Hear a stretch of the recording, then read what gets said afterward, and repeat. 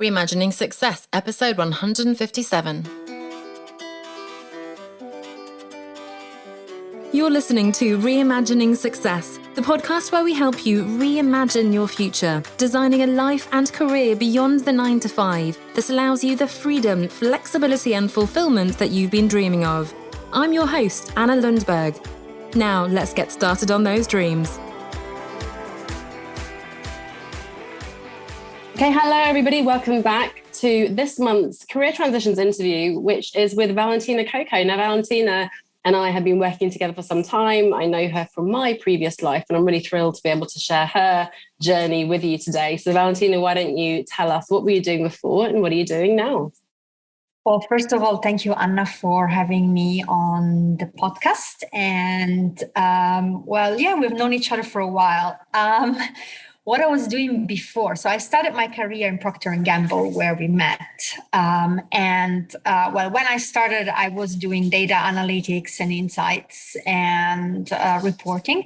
And then I transitioned more into a corporate finance role. So for about 15 plus, almost 17 years, I've had different positions and different roles, of course, at different level, the famous corporate ladder in finance, in corporate finance, planning and analysis, supply chain finance, operations, and all of that in different corporations, usually mid to big size American-based corporations here in Switzerland or abroad for a while as well.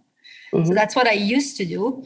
And as I said, I transitioned, last year officially? We've been working together for about 2 years because initially I was more thinking about following my purpose and my passion as a side hustle, as a side job, as you often do.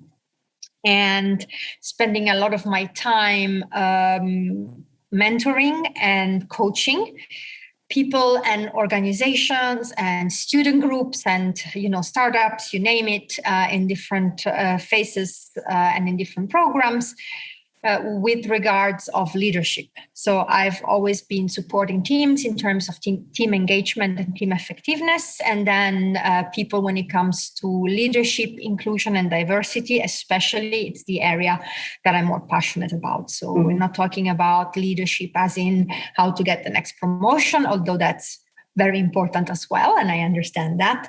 But for me, it's always been about how can we make our team feel psychologically safe? How can we make the team feel included? How can we make them feel engaged? How can we create balance?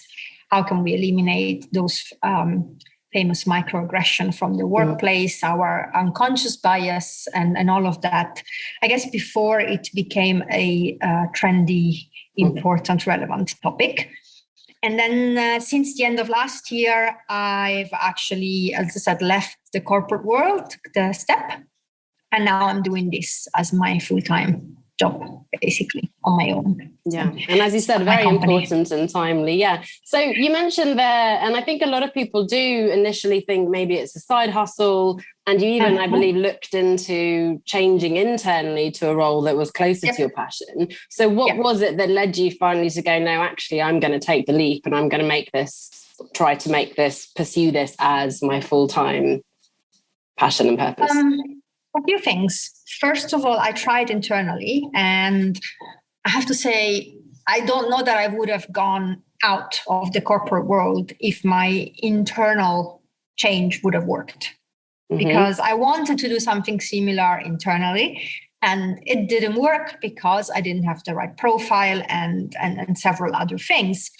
And again, if that had worked, maybe I would have stayed. I don't know if I would have taken the risk to say, no, I'm going to go and do it myself, because doing it internally for an organization, it would have been closer to what I wanted to do, right? But I didn't get it.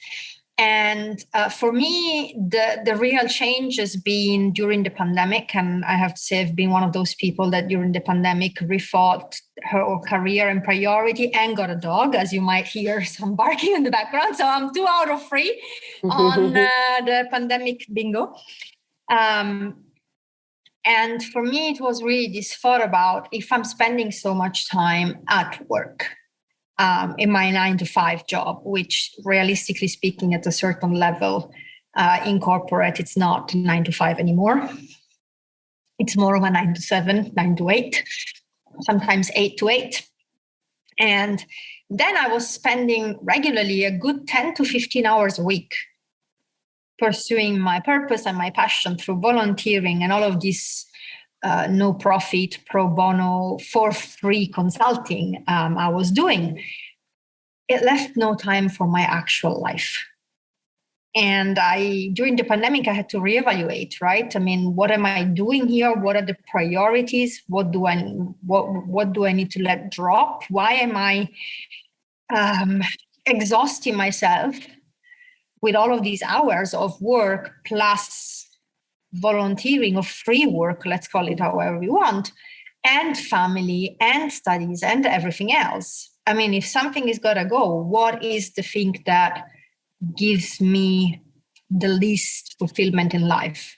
I did the whole find your why coaching, that purpose, it's really important to me. And I just look back and I'm like, well, actually, my current desk job is what leaves me completely unexcited. It doesn't meet my purpose. Yes, it provides a very good salary, but it doesn't add any value to myself as a person, not anymore. It was really kind of opposite direction of what I wanted to do. Also because being in finance, I guess, during the crisis usually implies a lot of hard decision. You are the person in finance working on the unpleasant projects, the restructuring and all of those things. Mm-hmm. And I just was tired of doing that. And I said, yeah, I can do it and I can do it very well. I just don't want to. And reevaluating my priorities and the time, as I said, the pandemic made me realize that it wasn't worth it just for the so-called financial safety to spend all that time doing something that really wasn't where my purpose was headed. And that's so interesting, as you said, because work is such a huge amount of our energy and time, right? So to be able to uncover that then isn't, as you said, giving you energy and exciting, so and that no amount of volunteering and family stuff and running, exercise, whatever can compensate for that. And I thought it was interesting as well, as you said, it was hard to transition internally, because I think a lot of us, if we could find the dream role internally, that would tick all the boxes for us, maybe, right? But as you said, it wasn't possible. What's exciting is when we build our own brand and business, we don't have to have the typical background, because actually we're establishing our credibility and demonstrating that in other ways. We don't have to necessarily have followed the exact kind of robotic career path. I guess what were the challenges then? Obviously, this has been a long time in the making, and it's interesting, as you said, that you're part of the big trend of the pandemic. But for you, what have been the hardest things about this process so far? For me, the hardest thing has been my internal saboteur, let's say. So my internal mindset. I could have taken my business seriously from the very beginning. And I think fear of failure, fear of success, I don't know what fear was, but there was definitely an element of fear there that basically led me to procrastinate a lot of work and focus on other things. Because the situation is that, given my family situation, I couldn't necessarily just say, I'm going to be doing this and this only with zero income. So I had to look for freelancing alternative to get at least some sort of income, which wasn't a corporate job, as well as building my brand and the work that was coming with it. And I looked for freelancing activities, which again were closer, maybe not to the exact my dream job that I had, which is what I'm doing now, the coaching, the consulting, the mentoring, but still in areas which I enjoyed the most. And so I'm the CEO of a startup consulting company for startups, which is fun. But at the beginning, I kind of took 2 jobs plus mine, both in areas which I really enjoyed and were close to me and my purpose and my values, to create a bit of a stable income and reduce my panic, let's say, my fears. but that left me without enough time to actually focus on my business. So basically, I had left the business, I had left the corporate world to say, okay, this is not a side hustle anymore. It has to be a business. But I basically treated it like a hobby for a good 7 months afterwards. And so that shift in mindset from this is not a hobby, this is not something I do for fun. Mm-hmm. I need to take it seriously. This is a business. I have to grow it. The same thing I do and the same effort I put on growing other people's business, I need to put on mine. That's been the big change. So it took 6 to 7 months until I realized I couldn't keep 3 jobs. I had to let one go to be able to focus on mine. And the other one that it's more organically closed, there's a lot of referrals and things like that. And then start. And then the second, I think, biggest thing has been how to position myself and how to position myself and price myself, I think, in a way, because again, as you said, I have a specific set of skills which come from not having the classic profile. Mm-hmm. I don't have the classic profile of the diversity consultants that know about psychology of people and teams, or sociology or HR laws or things like that. My knowledge is in, yes, team management and strategy. I do have my MBA and all of these things, right? But mostly it's from mental health, self first aid courses that I did. It's from managing teams. It's from leading teams. It's from my own experience. It's from ad hoc courses I took here and there. And then I tried them on other people in those pro bono and free assignments I was doing, right? So how do you quantify that experience? How do you price it? How do you compare yourself to other agencies that maybe have 50 years experience in HR or in people and communication? And what I do, it's not exactly that. So finding that niche as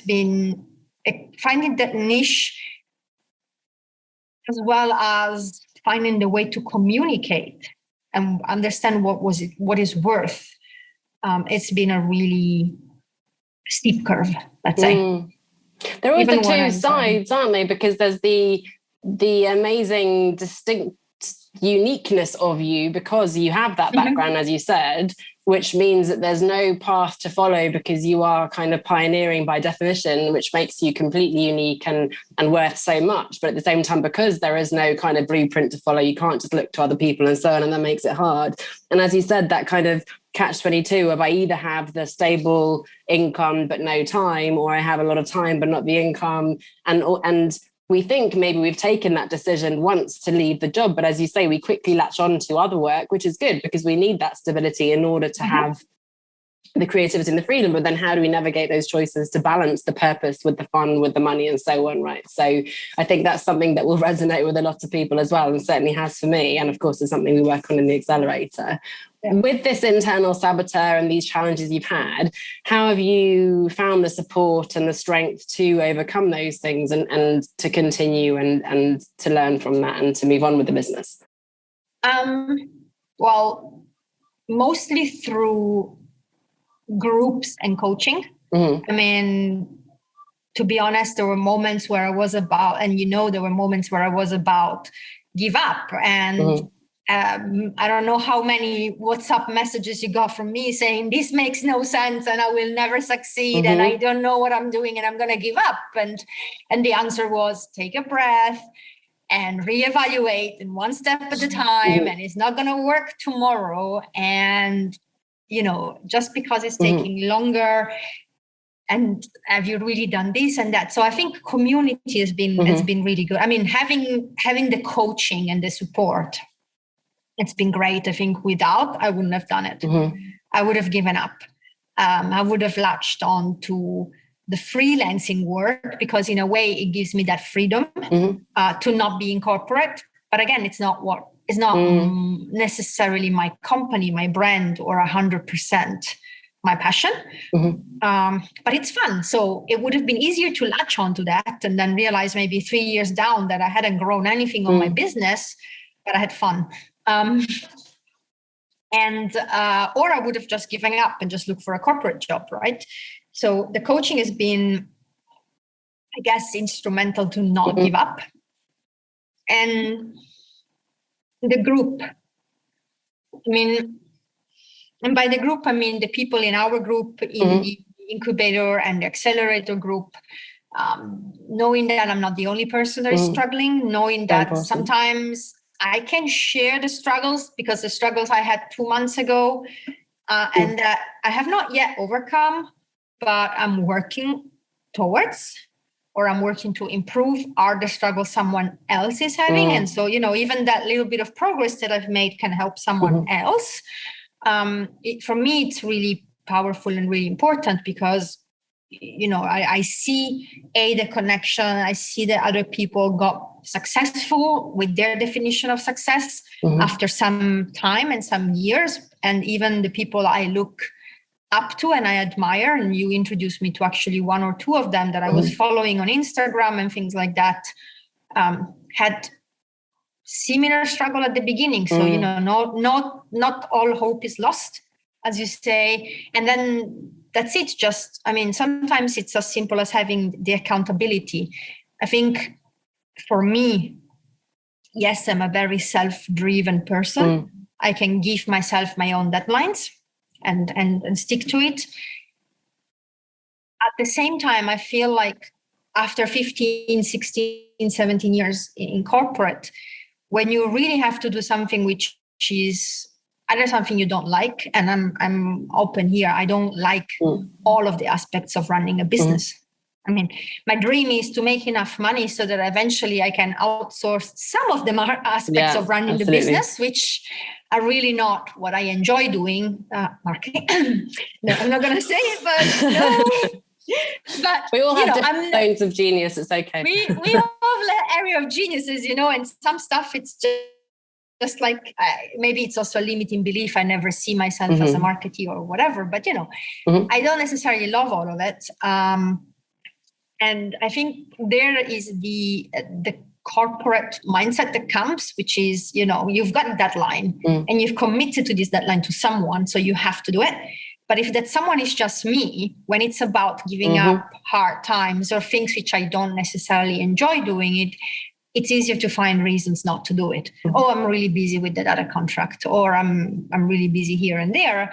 But then having a coach or having an accountability partner or something like that gives me that kick that says, well, I never blew off a deadline when I was in corporate. I'm not going to not do the homework because I don't like it. I think it stays with you a bit that you have a deadline that comes from above and you do it even if you don't like it, as opposed to maybe some people which are more entrepreneur and 100% self-driven and self-motivated. I'm not like that. I do need that accountability, that line from outside to motivate me when there's things which I don't enjoy or are difficult for me. There is that external accountability and sounding board. And then, as you said, what I hear from a lot of people is that they miss the team from working in an organization and having those mentors and coaches around you, because that's inevitably built into an organization, right? I worked with marketing directors who had decades of experience. So I think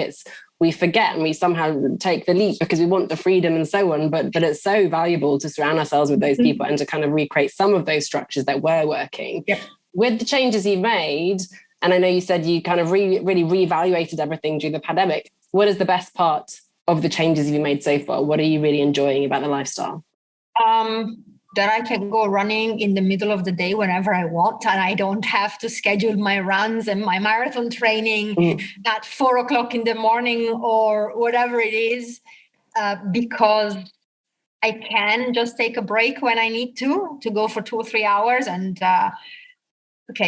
as long as I'm upfront with the client and I just schedule the calls at a different time, nobody's going to be wondering where I am. The things are getting done, which they always did even before, right? And so that it's fun, I have to say. I'm also enjoying the flexibility and the lack of stress from managing the household and the work.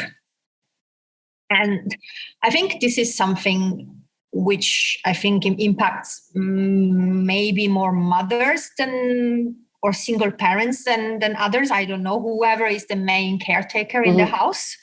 So I don't want to be biased here, but if you are the main caretaker of your kids, or your kid in my case, or you're a single parent, I feel like no matter how flexible your workplace says that they are, your company or is, when you get the call from the daycare or the school that your kid is sick and you have to go pick them up, and you are in the middle of you have a budget, you have a day, you need to ask if you can leave the office, all of that, or they're sick and you can't go into work and you need to ask if you can stay at home.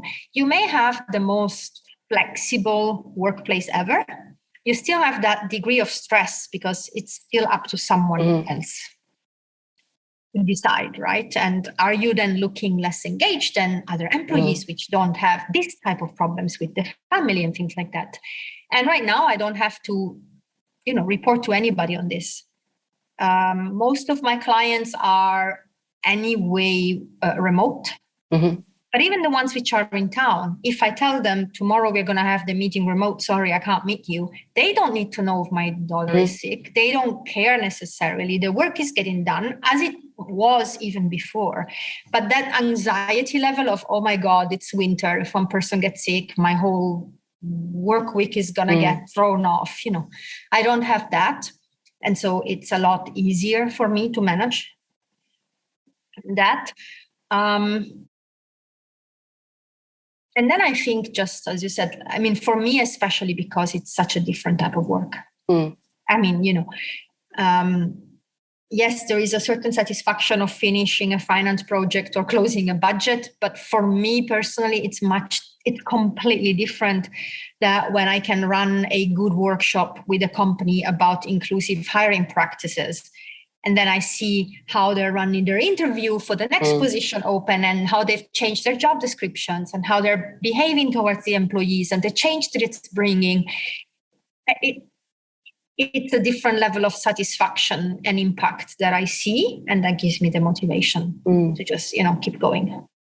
Without meaning to do so, you've touched on the three things I always talk about: the freedom, the flexibility, and the fulfillment. So it's, the fulfilling work, the freedom to run your day, and the flexibility. There's so much important work, and I'm following so many people now here in the UK working on flex appeal and flexibility, and there are changes being made. But as you say, we'll never have that full autonomy and freedom, and to be able to set our own boundaries, to not have that guilt and so on that comes with really managing our own time, our business, and choosing clients who respect those boundaries as well. What advice would you give to someone who's maybe a few steps behind you, who is thinking of giving up, who doesn't see the potential of going all in with their business? What could you give them in terms of advice that they don't give up, so that they follow their dream as you have? I would say get a coach. Call Anna. I didn't tell her to say that. No, she didn't tell me to say that. But call Anna. And or if the time zone doesn't work, which I don't think that happens ever, but whatever you want to do. What I'm saying is get support. Yeah. Because sometimes the reason why you think it's not working, it's not because it's not working. It's not because the concept is not working. Maybe it's the marketing. Maybe it's the words you're using. Maybe I had a good concept and I was putting it out there in a way that was making my main target ideal client, as we call it, completely defensive. And so they would have never, ever clicked on that, find out more about this, because just the way I was talking about it was rubbing them in the wrong way. Again, as I said before, I'm not the marketeer. But again, maybe it's not your concept that's not working. So get a coach, get somebody that can help you with the steps of your business. It's not, one of my other coaches used to say, we eat an elephant a piece at a time. Love it. It feels overwhelming, but it's not. And again, having an expert that can help you fix the things that are not working, your copy, your message, maybe the client, the niche, whatever it is, it can make a complete difference. And then the other thing I would say is, though it might feel conflicting, but I'm also realistic, and I'm saying, look, there is no don't fall under peer pressure on either side. Meaning, there is a lot of talk about entrepreneurship these days because of the crisis, because of whatever, it feels like when I go on social media, on Twitter, on women networks, everybody is an entrepreneur right now, right? And sometimes you can feel like you're not a real entrepreneur if you're not dropping your job, your side project, your freelancing, whatever else you're doing, and going 100% in and, I don't know, eating ramen noodle. Whatever it is that they say, right? That this mythology, they becomes almost like urban myth of, Jeff Bezos ran Amazon out of his garage for many years, made no money. And yes, okay, but you might not be able to afford it. So don't fall under the peer pressure of going all in or all out. I mean, if realistically speaking, you can't go 100% in because you have a family and you have obligations and you have a mortgage or whatever it is, then find the portion of time that you can dedicate and a way to make the money that you need, but be realistic with the money that you need. Don't be like me and say, no, I need X, and X was taking 90% of my time, when in reality, I needed half of X. Okay. And I could free up half of the time to work on the business. So again, it's okay if you don't have the capacity to be 100% all in immediately. Find what's the minimum that you need to cover and ways to cover it, which maybe is not your corporate job where you're not flexible. So find a flexible way to cover for that.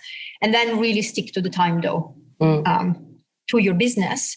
Because again, I had a lot of peer pressure about you're not a real entrepreneur because you're still working for somebody else. And I'm like, you'll be faster, you'll grow 100 times faster if you can do 100% only your business. And then I had to look back and say, yes, and I have also family obligations. And so I'm okay at growing 20 times fast, 20x and not 100x or 10x or whatever it is, as long as I'm dedicating the time and I'm seeing the growth and I have something stable.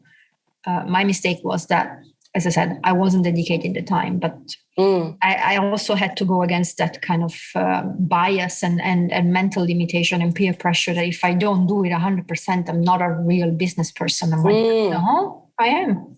Everybody is. So that's what I would say. Yeah, that's really not very helpful advice, is it? I think that's a really good reminder. I mean, when we reject one definition of success in terms of the full-time job or exploring something else, we don't want to kind of then succumb to this other, the hustling entrepreneur who never sleeps, who risks everything. It's just mad on the other end. And as we're saying, we're looking for taking those steps. And it's also the black and white thinking. We're either over here doing our passion but not earning any money, or we're over there doing soul destroying work but really rich. There are so many nuanced steps along the way, and the whole point is for you to design something that works for you, and also to be in it for the long haul, knowing yes, it will take time, but in the meantime you're earning enough, as you say, to take care of you and your daughter and to have the freedom to explore what you actually want to do. So yeah, that's a really important reminder. To the point about the coaching there is interesting too, that as you say, it's easy to just go, oh, nothing's working, and then you give up entirely and take a job. And that's fine if that is something you want to do. But as you said, it could be that you haven't done it long enough to see if it's working. It could be that there's something with messaging. It could be that someone who has,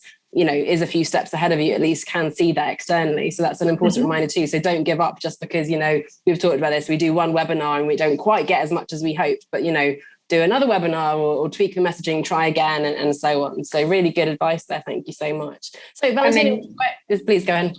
No, I was just saying, or you do a webinar and you get absolutely zero. That's also happening, and it's happened, and it's okay. And it's learning, as I was told. So please don't be like me and don't call your coach crying after you do your webinar and you have zero signups for the first time. It's normal. You didn't get zero, but it's absolutely normal. We've all been there, and it's something that we don't see in the social, because what we see, as we see, is the tip of the iceberg. We see the so-called overnight success, whereas people have been, failing for 5-10 years, which we haven't been seeing. So and really important not to blindly continue, but obviously to know that it's happening for others, and to get the help we need to get there as well. So Valentina, where can we read more about the amazing work you're doing now, the leadership work that you're doing? So you can find me at cococonsulting.ch. That's my website. or you can find me mostly on LinkedIn. So on the website, you can find all about the type of work I do, all my interesting blog posts, and some of my reflection on teamwork and all of that.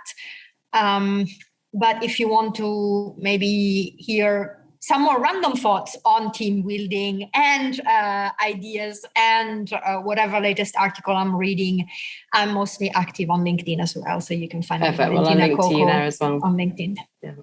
Okay, well, thank you so much for sharing your story and for being so honest and open. And as you say, it'll help so many people who are even just a few steps behind you. So thank you so much for your transparency and your wonderful story there. And I look forward to continuing to work with you and to seeing what the next phase holds. So thank you, Valentina. Anytime, Anna, and thank you for your support over the years, I have to say. So thanks. Are you ready to build and scale your business to achieve everything you dreamed of when you started without sacrificing your personal life and your sanity to do so? The truth is that escaping the 9-to-5 is not just about saying, I quit to your boss, or putting up a website and ordering a set of business cards. A sustainable escape requires you to design and build a viable business that consistently brings in income and that fits in around the other priorities in your life. Join us in the Outsiders Business Accelerator to get ongoing coaching, training, and mentoring to help you create a long-term brand and business that works for you. Read more and apply at onestepoutside.com/accelerate. That's onestepoutside.com/accelerate.